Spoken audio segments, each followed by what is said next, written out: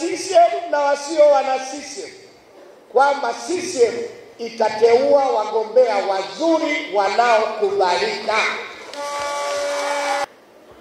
Awe diwani, awe mbunge, awe mwakilishi kule Zanzibar.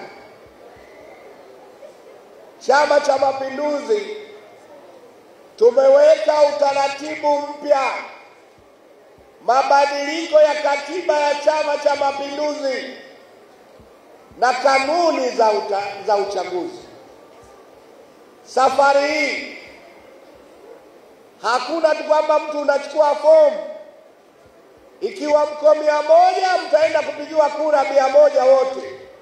Safari hii hapana, tutawachuja.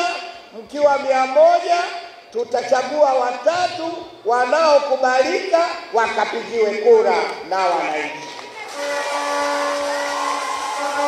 Wana CCM wataamua kwamba katika hawa mliowaleta tunamchukua huyu na huyo atakuwa mgombea wa Chama cha Mapinduzi. Tumefanya hivyo ili kudhibiti watu ambao wengine wanapita kuharibu hali ya hewa.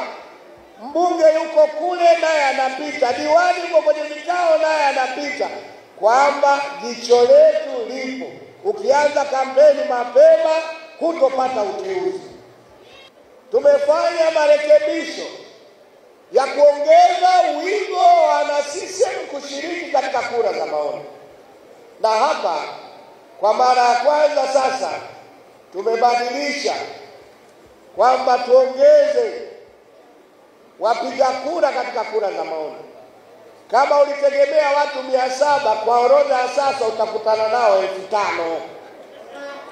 Kama ulikuwa na 5,000 utakutana nao watu 12,000. Kwa hiyo tunadhibiti ili kupata demokrasia pana zaidi, na wale ambao wanaona kwamba wana mfuko mkubwa wa hela basi tunaenda kuadhibiti kwa njia hiyo.